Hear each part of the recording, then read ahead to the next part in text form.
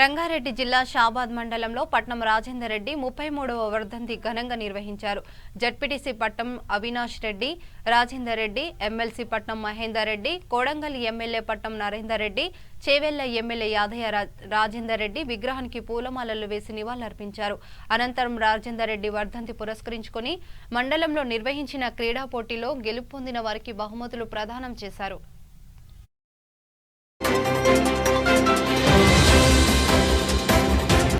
కార్యక్రమ సభాధ్యక్షులు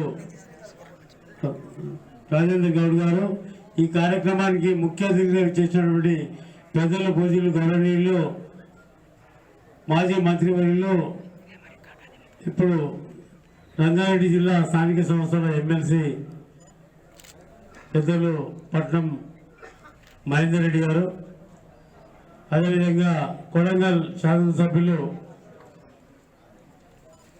పట్నం నరేందర్ రెడ్డి గారు, యువకుల ఆశాజ్యోతి మరి షాబాద్ జడ్పీటీసీ అవినాష్ రెడ్డి గారు, సింగల్విండ చైర్మన్ శేఖర్ రెడ్డి గారు, నరసింహరావు గారు, మాజీ market committee chairman Srinivas Goud గారు. తప్పకుండా ఈసారి ఎట్టి పరిస్థితుల్లో మీరు ఒక్కటి అర్థం చేసుకోవాలి. ఇప్పుడు ఏంటంటే ఎమ్మెల్సీ గారికి ఫండ్ లేరు, ఏది సిడిపి ఎమ్మెల్యే గారికి ఫండ్ లేరు, జెడ్పీ నుంచి వచ్చే కొంతపాటి నిధులతో మనం ఊర్లో డెవలప్ చేసుకోవాల్సి వస్తుంది.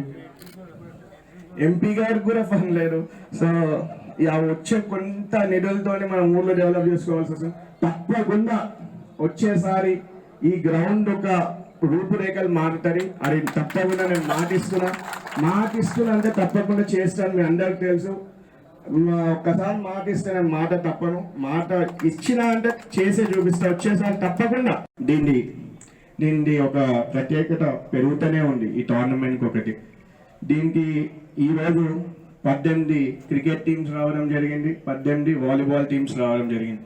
అది కూడా ఫ్రీ ఎంట్రీ, అంటే ఏం ఎంట్రీ లేకుండా ₹1 కూడా మేము టీం నుంచి తీసుకోకుండా, క్రికెట్కి వచ్చేసి గ్లేస్ బాల్స్ కూడా మా సొంతంగా ప్రొవైడ్ చేసుకుంటా, వాలీబాల్ ఎక్విప్మెంట్స్ మేమే ఇచ్చుకుంటా, ఒక ఫ్రీ ఎంట్రీతోని.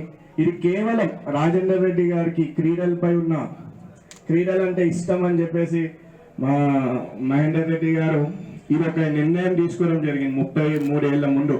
అదే 33 ఏళ్ల నుంచి ఇదే టోర్నమెంట్ ఇంకా అంతే ఉత్సాహంతో జరుగుతుందంటే ఇది కేవలం మీ యొక్క మన షాబాద్ లో ఉన్న రాజేందర్ రెడ్డి అభిమానులకి, మన పార్టీపై ఉన్న నగదు జరుగుతుంది. అలాగే